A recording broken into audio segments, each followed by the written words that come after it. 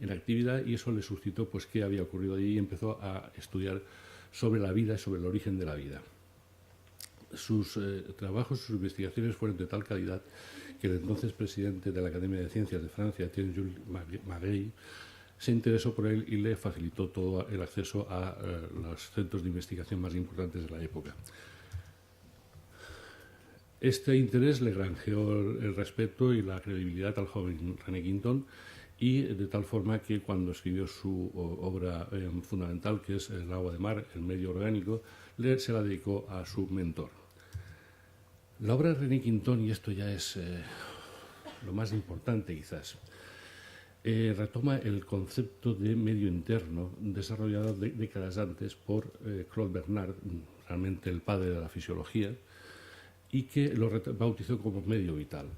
A su vez, Claude Bernard retomó los estudios que ya realizó Paracelso en el siglo XVI y toda su escuela espagírica, en la cual se le dio una enorme importancia a lo que hoy llamaríamos matriz extracelular, es decir, el entorno en el cual crece y vive y se nutre cada una de nuestras células.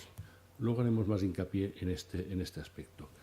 Cuando René Quinton estudia este entorno celular, llega a la conclusión de que cada célula de nuestro organismo está bañada por un líquido. Luego veremos que aparte de ese líquido hay una serie de fibras y una serie de células que viven en ese entorno, pero este líquido tiene una composición análoga, similar a la del océano primigenio, es decir, no tanto al del océano de hoy en día, que también, con una matización, sino al océano en el que se gestó la vida. De hecho, esta teoría, el origen marino de la vida, es la más importante de las varias que enunció René Quinton, y que tuvo un enorme impacto terapéutico, filosófico y político en la época, en principios del siglo XX, en Francia y en todo el mundo. Hoy René Quinton es un personaje no muy conocido, diríamos que el tiempo no le ha hecho justicia, pero fue él el primer científico que postuló el origen marino de la vida. Hoy en día cualquier científico asume este hecho como incontestable, pero nadie reconoce su paternidad, que fue René Quinton. En sus experiencias demostró que los glóbulos blancos sobreviven perfectamente en agua de mar isotonizada. Luego veremos por qué hay que isotonizarla, cosa que hasta la fecha no se ha conseguido con ningún otro medio de una forma tan espectacular, ni siquiera con un suero fisiológico compuesto solamente de agua y cloruro sódico. El agua de mar es mucho más que agua y cloruro sódico, contiene una enorme cantidad de componentes que luego veremos. Este mismo estudio se está realizando en estos momentos en la Facultad de Medicina, en la Universidad de Alicante, por el doctor Sempere, famoso inmunólogo, y está demostrando una pervivencia de estos glóbulos blancos en este entorno marino de agua de mar reducida en su salinidad hasta el 0,9% y haciéndola equivalente, haciéndola isotónica con el plasma sanguíneo, de tal forma que no solamente perviven más tiempo estos glóbulos blancos, sino que además estimula la formación natural de interleucinas, entre ellas y también de el factor de necrosis tumoral, interferón, etcétera, etcétera. Es decir, favorece el desarrollo y la expresión inmunológica de todos los glóbulos blancos, lo cual apunta de una forma muy interesante de cara a un futuro próximo en cuanto a la aplicación de esta agua de mar en múltiples patologías de origen o base inmune o autoinmune, que al fin y al cabo son dos caras de la misma moneda. El primer experimento famoso de René Quinton, hoy en día afortunadamente es inviable hacer este experimento porque es un poco heavy, un poco salvaje. No tuvo otra ocurrencia que para demostrar la importancia y la posibilidad del agua de mar isotonizada en un organismo de un ser vivo, en un mamífero en este caso, cogió a un perro y lo desangró y sustituyó todo su plasma por dosis de agua de mar isotonizada. En un par de días le suministró el triple de volumen del que había perdido, de tal forma que a los 2 días el perro no solamente no había fallecido, sino que demostró una vitalidad muy superior a la que demostraba antes de tan cruel experimento. Este experimento fue repetido en el año 76 en la Universidad de La Laguna con los mismos resultados. Curiosamente, ambos perros luego murieron en un accidente de tráfico. Es lamentable el porvenir que les espera a los pobres perros. Pero apunta ya un tema muy interesante, y es la capacidad que tiene el agua de mar de sustituir al plasma sanguíneo y de servir de sustrato para que se recuperen las células que conforman la sangre, los elementos formes de la sangre, en un plazo de 2 días. De hecho, el plasma de Quintón, que es como se llamaba esta agua de mar isotonizada, hasta el año 82 era prescrito en Francia en solución inyectable, en viales de 100 mililitros, por la Seguridad Social como sustituto del plasma sanguíneo. A raíz de estos experimentos, y una vez que Quintón se cercionó de la utilidad de este suero isotónico para nutrir al organismo, empezó a aplicarlo en seres humanos, en niños. Estamos hablando de una época en donde en Francia, en un sector más o menos amplio de la población, existían enormes problemas de malnutrición. Y estos niños malnutridos, el Quintón empezó a aplicarles estas inyecciones de suero isotónico formado a base de agua de mar, con resultados espectaculares, de tal punto que con esta terapia él instauró los llamados balnearios marinos, dispensarios marinos, y llegó a aplicar del orden de 100 y 150.000 inyecciones anuales en toda Francia. Entonces, de hecho, hay incluso hoy en día numerosos ya ancianos que deben su vida en Francia a que cuando eran pequeños Quintón pues directamente les salvó la vida. Quintón afirma que las especies, incluido el hombre, han evolucionado de tal forma que intentan mantener alrededor de cada una de sus células el entorno que reproduce las condiciones en las cuales esa célula nació.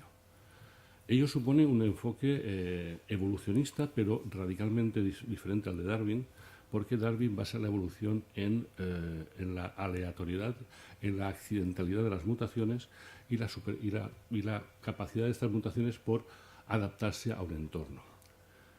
Quintón postula que la adaptación a ese entorno tiene como fin que cada una de nuestras células permanezca en un entorno marino semejante en el cual nació.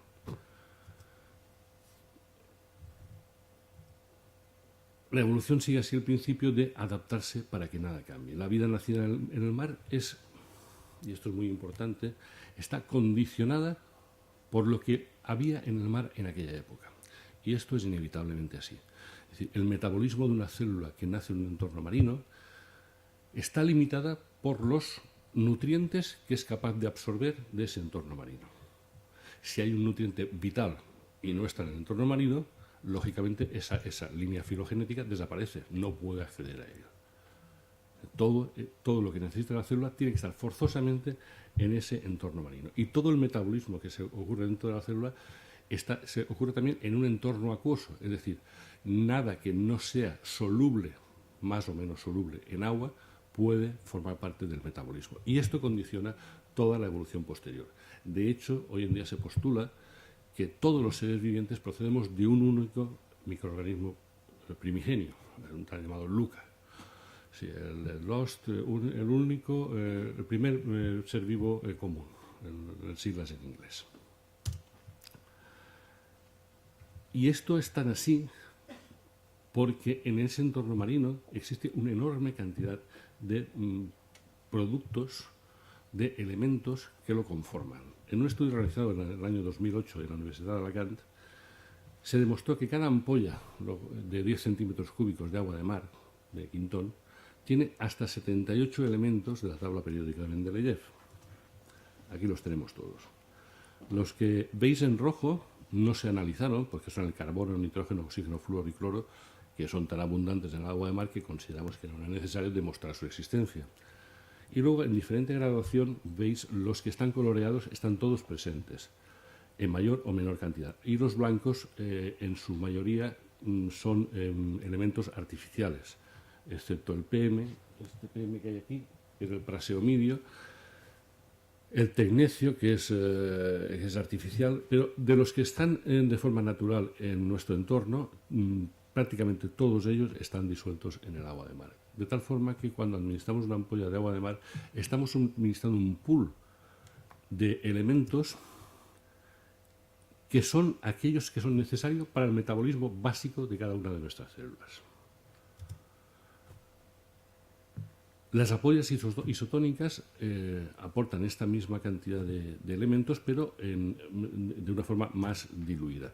Y lo que es más importante, los aportan en proporciones adecuadas. No sé si muchos de vosotros tenéis experiencia en que a veces damos un elemento, un ion, el que sea, y desequilibramos otro. Damos un elemento y condicionamos la absorción de otro, o viceversa. En el agua de mar, la proporción que existe de cada uno de estos elementos, que están todos relacionados, como veis en este diagrama, entre sí, está en las proporciones adecuadas, con lo cual el organismo no se va a saturar de ninguno de ellos, ni va a echar en falta ninguno de ellos. Ahora bien, toda esta composición justificaría la acción del agua de mar como nutriente de cada una de nuestras células, pero atendiendo a un enfoque holístico del estudio del agua de mar, deberíamos atender no solamente a su composición química, sino a otras cualidades como son el aspecto físico y energético de esta agua. El agua, que aquí estamos hablando del agua, el agua es lo más raro del mundo. Es rarísima. Por su abundancia y habitual consumo no nos damos cuenta de esto. Pero si observáis esta pequeña tabla que hemos puesto aquí, tabla nada esotérica y nada rara, está sacada del Leninger, en segunda edición, bioquímica, segundo en mi caso, ya hace muchos años, tercero de carrera. Ya me imagino que habrán sacado una edición nueva, pero bueno, estos datos siguen siendo los mismos, es decir, el peso molecular del hidrógeno seguirá siendo 2. El punto de fusión, es decir, cuando se funde el hidrógeno sólido y se convierte en líquido, es menos 259 grados, y el punto de ebullición menos 245. Si observáis la tabla, conforme va aumentando el peso molecular, que es la primera columna, tenemos oxígeno, amoníaco, agua, óxido nítrico, anhídrido carbónico, metano y butano. Conforme va aumentando el peso molecular, cada vez las sustancias tienen más tendencia a estar en estado sólido o en estado líquido, costando más, haciendo falta más energía para que se conviertan en gas. Pero observad que el agua rompe con una determinada gradación, rompe de una forma abrupta. Ello se debe a la particular configuración de las moléculas de agua. Las moléculas de agua, que aquí tenéis representadas dos de ellas, tiene un oxígeno con dos átomos de hidrógeno en un ángulo de 105 grados. Y esta particular configuración hace que hacia la parte del oxígeno haya una discreta carga negativa y hacia la parte de los dos hidrógenos hay una discreta carga positiva, lo cual le convierte en un pequeñísimo imán. De tal forma que entre el hidrógeno de una molécula y el oxígeno de la de al lado se establece una discreta atracción, formando lo que se llaman puentes de hidrógeno, y haciendo que las diferentes moléculas de agua, como se ve en el diagrama, interaccionen unas con otras. De tal forma que cueste mucho romper esa atracción y convertir el hielo en agua, hace falta mucha energía, y el agua en un vapor de agua hace falta mucha energía. Y eso hace que el agua esté durante más tiempo en fase líquida que los homólogos de su mismo peso molecular. Esto, desde el punto de vista fisiológico, tiene una enorme importancia porque, por ejemplo, sirve de estabilizador térmico al organismo. El organismo, si no estuviese compuesto por agua, estuviese compuesto por cualquier otra sustancia, sería mucho más sensible a las variaciones térmicas de nuestro entorno. Y aquí en esta tierra que estamos es harto conocido que el clima benigno que existe es por la proximidad al mar. Tarda mucho tiempo en enfriarse el ambiente en invierno y tarda más tiempo en calentarse en verano, con lo cual el clima es más estable. Pues otro tanto ocurre con los organismos. Además, esta polaridad hace que sea prácticamente un disolvente universal. No hay cosas insolubles en agua. Hay cosas muy poco solubles, como las sales de plomo, pero absolutamente insolubles no. Es casi el alcaés de los antiguos alquimistas. de tal forma que casi cualquier sustancia puede formar parte de nuestro metabolismo si ello es preciso, disolviéndose en agua. El agua se reorienta alrededor de estos iones que se disuelven y modifica la estructura tridimensional, conformando una enorme cantidad de redes microcristalinas en función de